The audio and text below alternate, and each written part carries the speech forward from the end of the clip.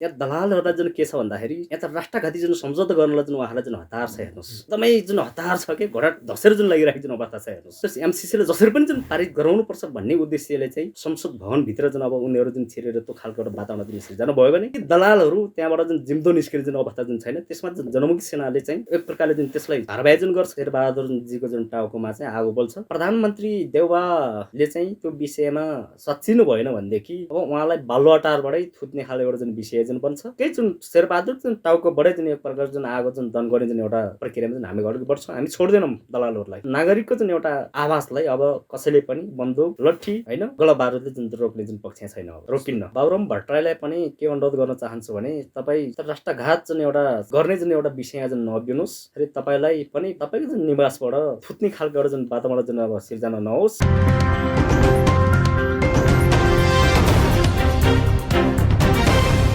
आदरणीय दर्शक महानुभाव नमस्कार। तपाईँ यति बेला हेर्नुहुन्छ न्युज फटाफट नेपाल र साथमा म रोशन घाटी उपस्थित भएको छु। आज हामीसँग कुराकानी गर्नको लागि बहिर्गमित जनमुक्ति सेनाका उपाध्यक्ष एवं प्रवक्ता राजन थापा सुभाषी हुनुहुन्छ। नमस्कार, स्वागत छ। धन्यवाद रोशन सर। अनि तपाईँले त एउटा मुद्दा पनि जित्नु भयो अस्ति भर्खरै मात्र, यसको बारेमा अलिकति भनिदिनुहोस् न। सर्वप्रथम त हामीले 2068 सालदेखि चाहिँ एउटा शान्ति प्रक्रियासँग जोडेको महत्त्वपूर्ण इस्यु यो 4008 बहिर्गमित जनमुक्ति सेना नेपाल एक प्रकारले आन्दोलित थिए। जसरी षड्यन्त्रपूर्ण ढङ्गले 2066 सालमा चाहिँ शिविरबाट एउटा अयोग्य जुन घोषित गरेर निकाले, हामीले त्यसका जुन विरुद्धमा चाहिँ एक प्रकारले सङ्घर्ष समिति नै घोषणा गरेर जुन अगाडि बढिरहेको थियौँ।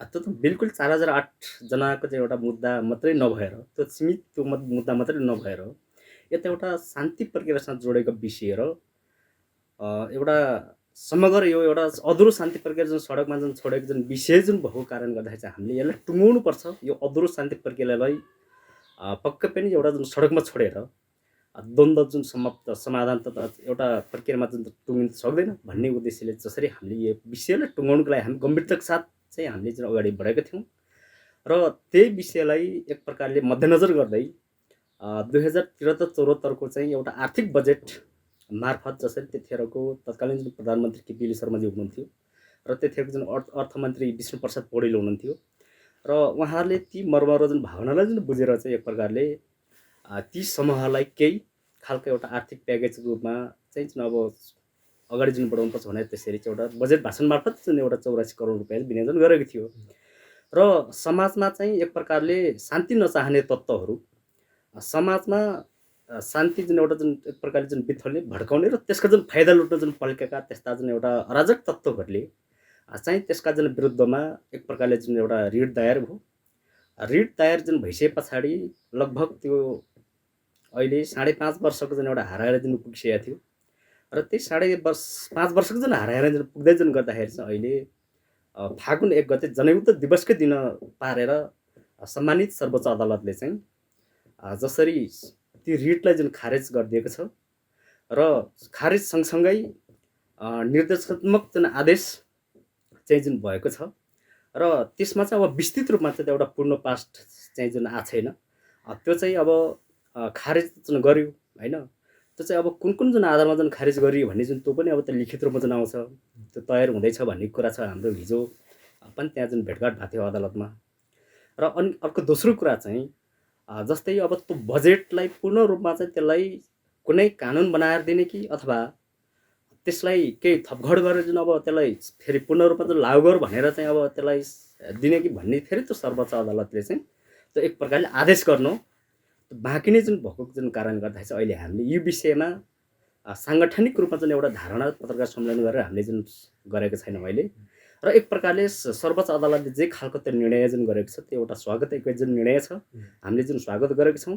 एक प्रकारले त्यो पीडितहरूको एउटा न्याय हुने गरेर जसरी चाहिँ त्यो रिटै जुन खारेज गर्दै एक प्रकारले चाहिँ एउटा न्यायको जुन बाटोमा जुन उभ्याएको छ, हामीले त्यसमा चाहिँ सकारात्मक जुन छौँ हामी जुन हाम्रो सङ्गठन।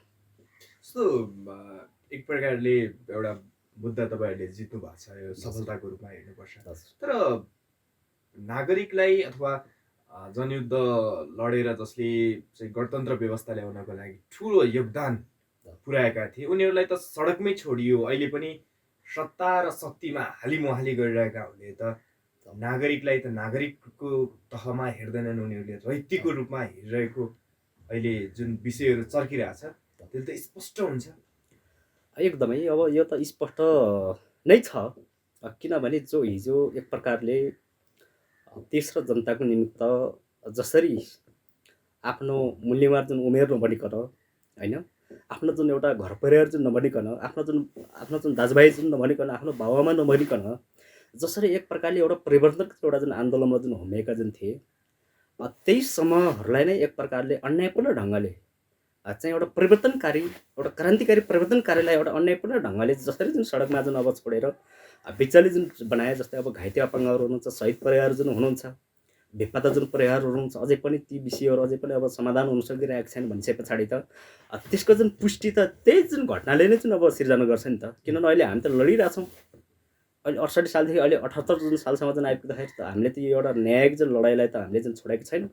उहाँहरूले यी विषयलाई सहज ढङ्गले एउटा सम्मान गरेको भएदेखि, यसलाई चाहिँ एउटा सहज ढङ्गले चाहिँ एउटा एक प्रकारले चाहिँ सम्बोधन गरिदिएको भएदेखि त सायद त्यो खालको एउटा विद्रोह जुन एउटा अवस्था जन्मिन्थ्यो थिएन। बाध्यता जुन उहाँले जुन बनाउनु भएको छ र हामी त्यही स्वरूप चाहिँ अहिले हामी अगाडि बढिरहेको जुन कुरा छ, यो दुःखद लाग्दो विषय छ। अहिले हिजो जो एउटा गणतन्त्रको लागि जुन भनेर जुन लडाइरहेको जुन योद्धाहरू, त्यही योद्धाहरूमाथि एक प्रकारले जुन एउटा अपमान चाहिँ बेहोर्नु परेको जुन अवस्था छ भने, हिजोका जुन त्यही जनयुद्ध जुन कालमा पनि कमसेकम आम जुन नागरिकले जुन एउटा प्रकारले जुन अब त्यतिखेर सपोर्ट गरेका थिए, त्यतिखेर जुन एक प्रकारले जुन सहयोग गरेका थिए आफ्नो जुन पक्षबाट, आफ्नो जुन ठाउँबाट, र उहाँहरूले पनि साँच्चैको जुन यसको जुन के हो भन्ने जुन उहाँहरू आफै पनि एक प्रकारले चाहिँ भन्ने हो भने एउटा असन्तुष्टि जुन पैदा जुन भइरहेको जुन अवस्था पनि सिर्जना भइरहेछ। जस्तो अहिले सडकबाट नागरिकले एमसिसी पास नगर भनेर भनिरहेछन्। हिजो मात्रै संसद भवन अगाडि जुन रणभूमि बन्यो, 8वटा ऐश्वर्य ग्यास प्रहार गर्नु पर्यो प्रहरीले, झन्डै संसद भवन नै घेरिसकेको थिए नागरिक तहबाट।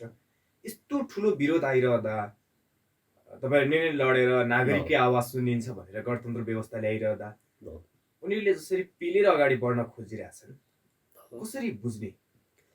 बिल्कुलै यो एक प्रकारले भन्ने हो भने एउटा लाजमर्दो जुन विषय छ कि यो, यहाँ त आम नेपाली नागरिक र जनताले कमसेकम त्यो एउटा राष्ट्रघाती जुन एउटा त्यो सम्झौता चाहिँ खारेज गर, त्यसलाई जुन कार्यान्वयन नगर भनेर बारम्बार एक प्रकारले एउटा आवाज उठाइरहेको अवस्था जुन छ नि त, कमसेकम त्यो आवाजमाथि चाहिँ एक प्रकारले जुन दमन गर्ने, उहाँहरू चाहिँ एउटा प्रकारले जुन प्रतिकार गर्ने त्यो खालको एउटा जुन गतिविधि देखिरहेको जुन राज्यबाट, त्यो एउटा जुन गलत छ।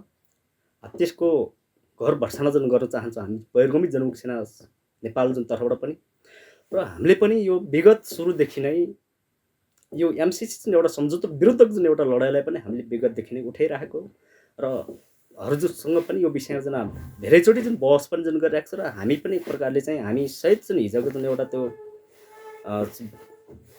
प्रदर्शनमा जुन हामी सहित पनि जुन हामी थियौँ, र एक प्रकारले जुन दमन पनि जुन भयो भनिसके पछाडि त यहाँ दलालहरूलाई जुन के छ भन्दाखेरि, यहाँ त राष्ट्रघाती जुन सम्झौता गर्नलाई जुन उहाँलाई जुन हतार छ, हेर्नुहोस् एकदमै जुन हतार छ कि घोडा धसेर जुन लागिरहेको जुन अवस्था छ, हेर्नुहोस् यो नेपालभित्र एउटा जुन समस्याहरू, एउटा जुन विकास निर्माण जुन कुराहरू, एउटा शान्ति प्रक्रिया जुन कुराहरू, अनि आम जुन एउटा नागरिक जुन एउटा जुन विषय जुन कुराहरूलाई चाहिँ अब टुङ्गाउनु पर्ने विषयलाई चाहिँ पाहा जुन लगाएर चाहिँ यहाँ त राष्ट्रघात गर्नको लागि त उहाँहरू चाहिँ तम तयार हुनुहुन्छ। एउटा जुन स्वार्थको निम्ति, त्यो पनि एउटा व्यक्तिगत स्वार्थको निम्ति, त्यहाँ त जुन सामूहिक स्वार्थ जुन त्यहाँ जोडेको त छैन। हेर्नुहोस् त्यहाँ त एउटा विकास योजना जुन एउटा परियोजनाको जुन एउटा त्यहाँ चाहिँ देखाएर जसरी हाम्रो राष्ट्रमाथि एक प्रकारको चाहिँ कुठारघात गर्न जुन खोजिरहेको छ, ती दलालहरूलाई चाहिँ हाम्रो बहिर्गमित जनमुक्ति सेना नेपालबाट पनि हामी जुन छोड्नेवाला छैनौँ।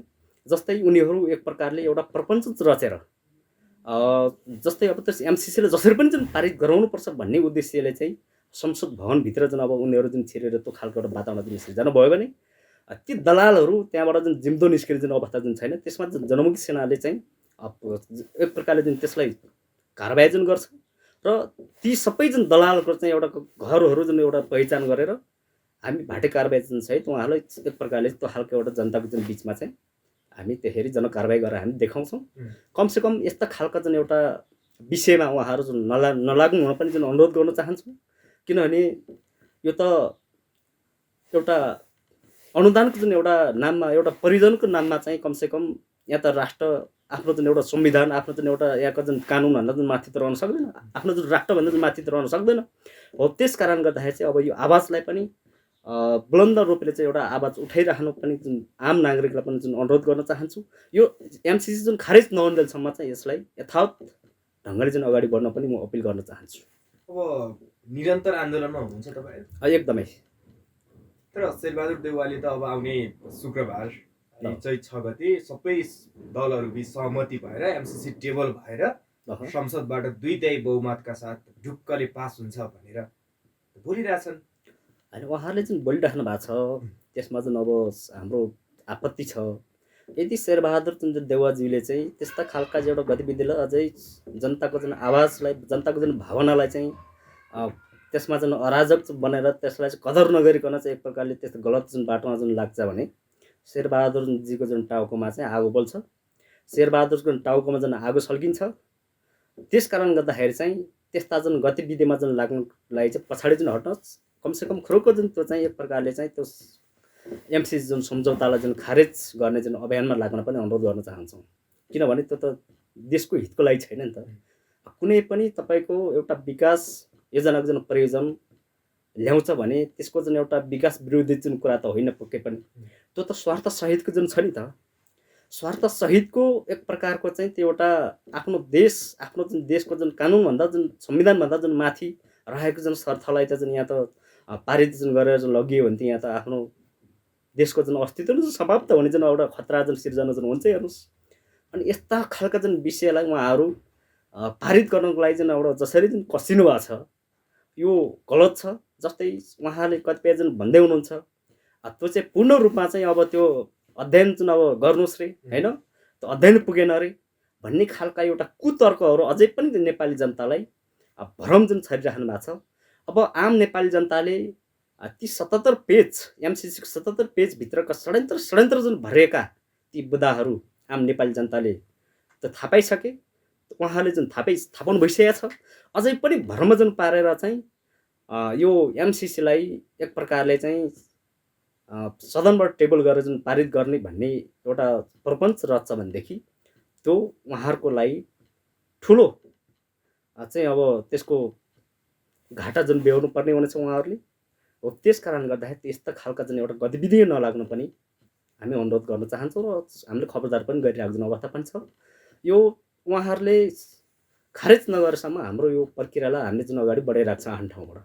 जस्तो प्रचण्डले एमसिसीलाई लेखेको पत्र जुन बाहिरियो त्यसले चाहिँ प्रचण्डको दोहोरो भूमिका देखियो भनेर राजनीतिक वृत्तमा अहिले पछिल्लो समय निकै आलोचना गरेको देखिन्छ। तर प्रचण्डले सरकारबाट बाहिरिने जुन निर्णय गर्नुभयो एमसिसी को विरुद्धमा, एमसिसी पास गर्न सकिँदैन हामी सक्दैनौँ पार्टीले भनेर भन्यो, यसलाई चाहिँ हामीले कसरी बुझ्ने? सर्वप्रथम प्रचण्ड कमरेडले एउटा चरित्र जुन भूमिका एक प्रकारले एउटा दुई जिब्रे जुन रूपले जुन त्यहाँ प्रस्तुत भएको देखियो। जस्तै उहाँहरूले जुन एउटा पठाएको पत्र सार्वजनिक भइसके पछाडि कमसेकम त्यहाँ त आम नेपाली जनताले पनि जुन त्यो अध्ययन गर्ने एउटा अवसर पनि पाए। ती भइसके पछाडि चाहिँ कमसेकम ती पत्रले चाहिँ के एउटा एक प्रकारको चाहिँ जनाउँछ भन्दाखेरि कमसेकम प्रचण्ड कमरेड पनि एमसिसीको जुन एउटा पक्षधर रहेछ है भन्ने खालको एउटा सन्देश त जुन त्यसले गयो नै। उहाँले त्यो खालको एउटा भूमिका खेल्नु नहुने हो होइन।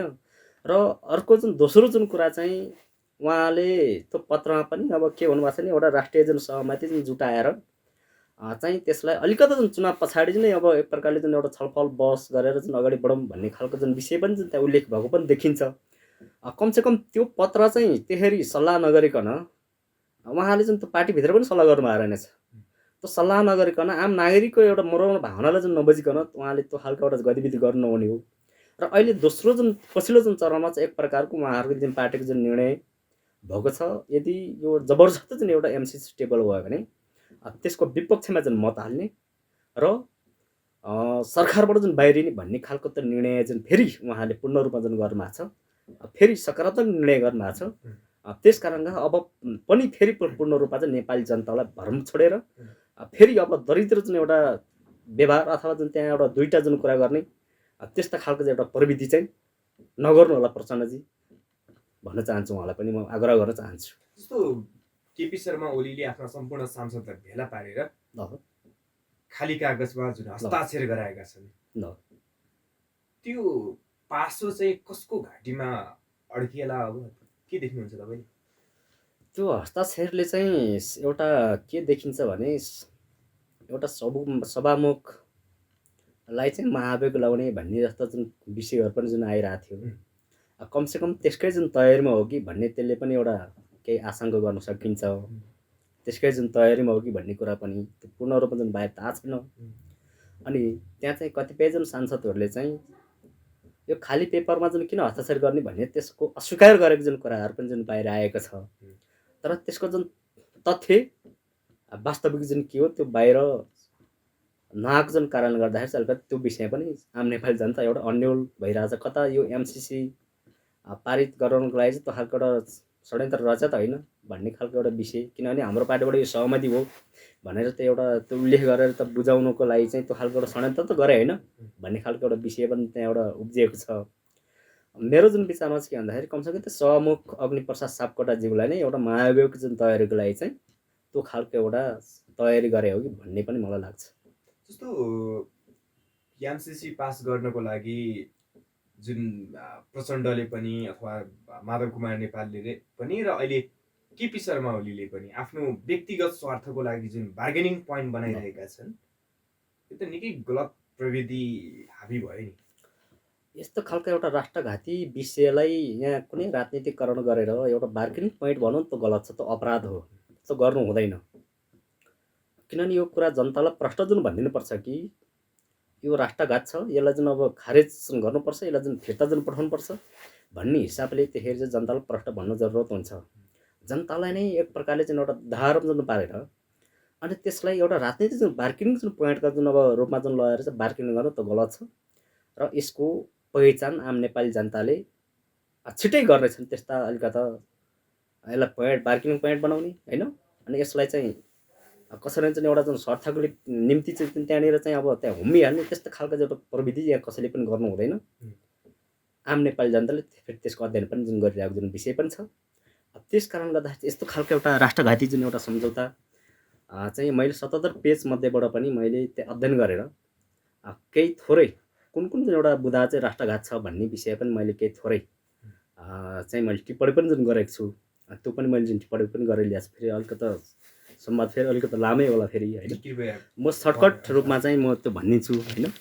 जस्तै सम्झौता उल्लेखित असमान शर्तहरू होइन, जस्तै नेपालको राष्ट्रिय कानुन निष्क्रिय हुने भन्ने छ, त्यो चाहिँ तपाईँको सम्झौताको धारा 7 दफा 7.1 प्रस्तुत सम्झौता र नेपालको कानुन बाजिएमा प्रस्तुत सम्झौता लागू हुने भनिएको छ। यसबाट बाजिएको हदसम्मको नेपालका राष्ट्रिय कानुनहरू निष्क्रिय हुने देखिन्छ। राष्ट्रिय कानुन भनेको संविधान, ऐन, नियमावली र कार्यविधि आदि सबैलाई मानिन्छ। सरकारले गर्ने सम्झौताहरूमा सामान्य बाँझिएको हदसम्मका नियमावली र कार्यविधिका प्रावधानहरू निष्क्रिय हुन सक्छ, तर संविधान र ऐन नै निष्क्रिय हुन सक्दैन। संसदबाट नै अनुमोदनको प्रावधान रहनेछ भन्ने पनि बाजिएको ऐनको प्रावधानहरू मात्र निष्क्रिय हुन सक्छ, तर यस सम्झौताले संविधान नै निष्क्रिय हुने प्रावधानको परिकल्पना गर्नु गम्भीर भूल हो। जस्तै अब त्यो चाहिँ धारा 7 को उपधारा 7.1 मा जुन त्यो चाहिँ उल्लेख जुन छ हेर्नुहोस् होइन, त्यो चाहिँ के भन्दाखेरि नेपालको राष्ट्रिय कानुन निष्क्रिय हुने सम्बन्धको जुन विषय भयो त्यो चाहिँ।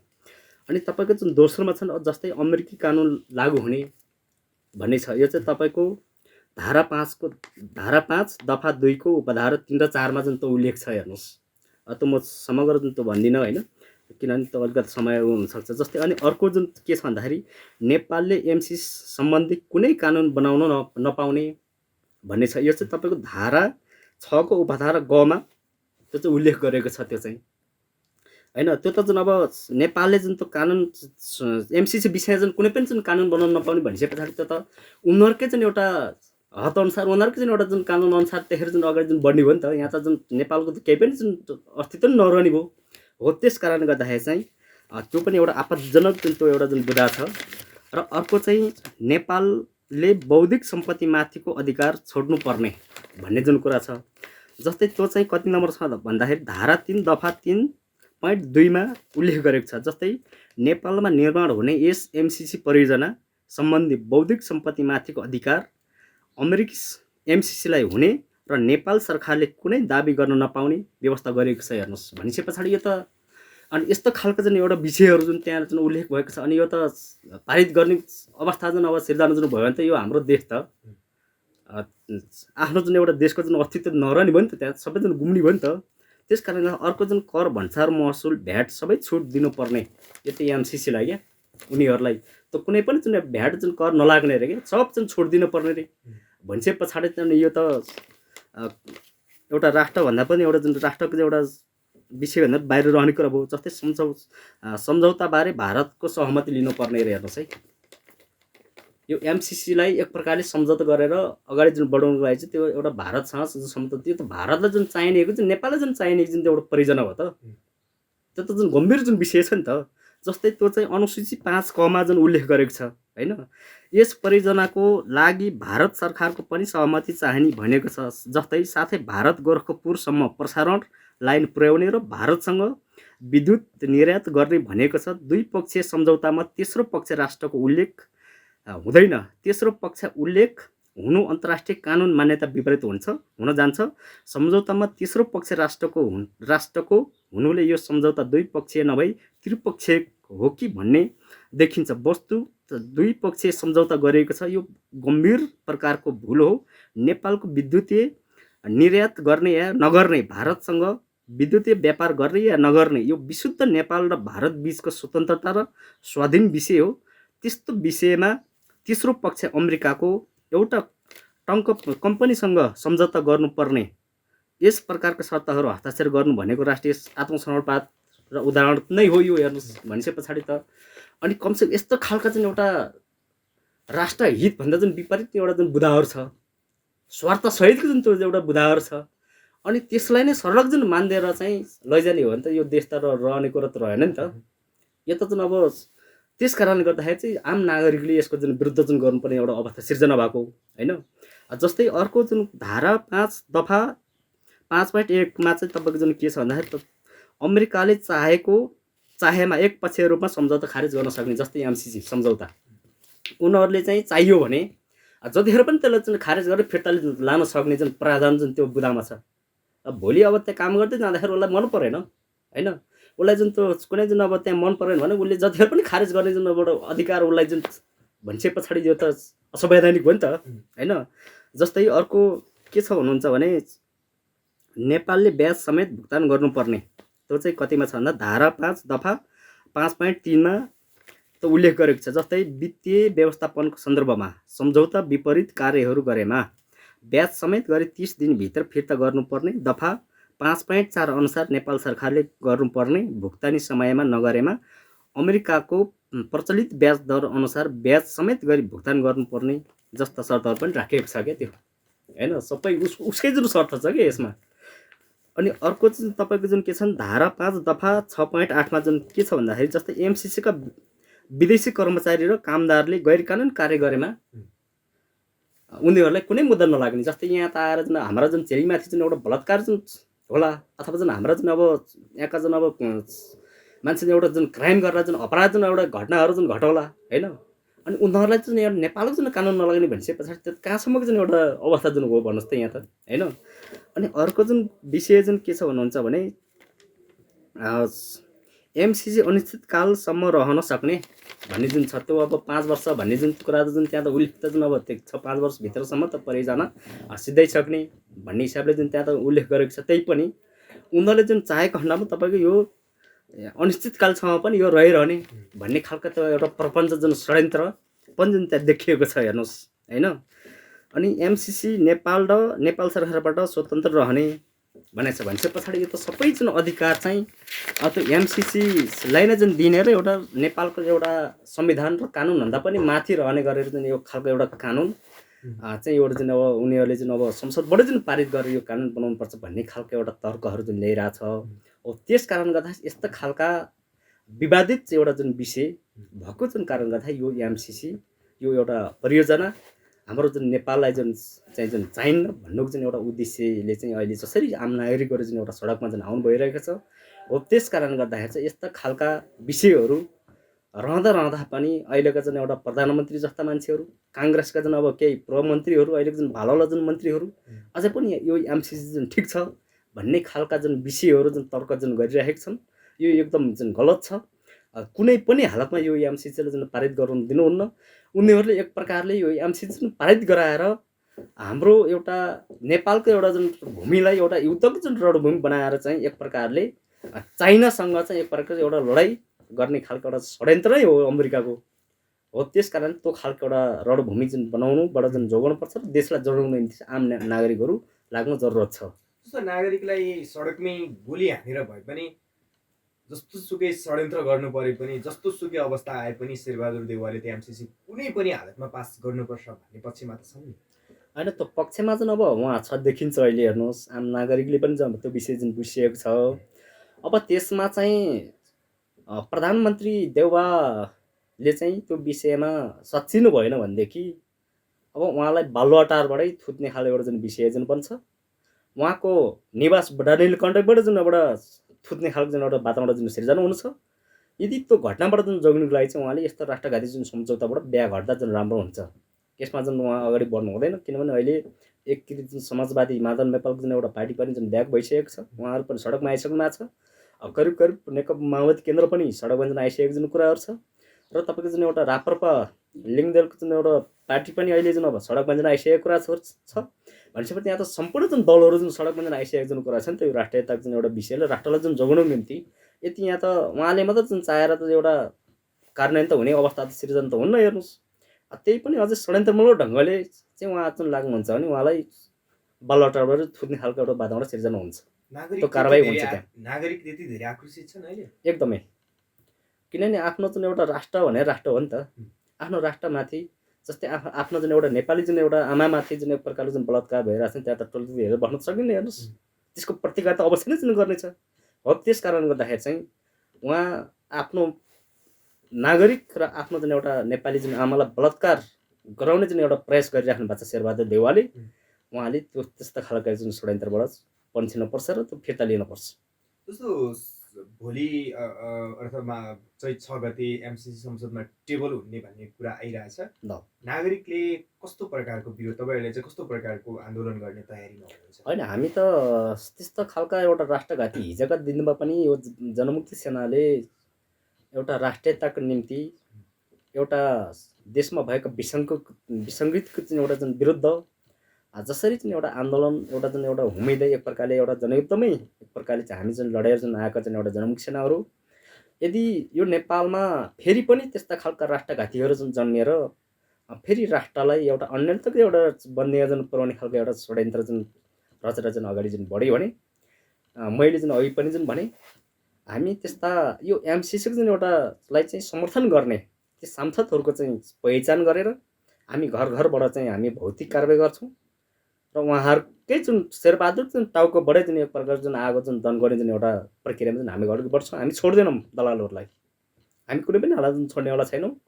किनभने आम नागरिक चाहिँ एउटा सडकमा जुन आइसकेको कुरा छ नि त, अब यो नागरिकको जुन एउटा आवाजलाई अब कसैले पनि बन्दुक, तपाईँको जुन एउटा लट्ठी होइन गोला बारुदले जुन रोक्ने जुन पक्ष छैन, अब रोकिन्न। जस्तो तपाईँहरूले लामो समयसम्म कमान्डर मान्दै आउनुभएका डाक्टर बाबुराम भट्टराईले त यो एमसिसी पास गर्नुपर्छ भनेर पक्षमा वकालत गरिरहेछन्।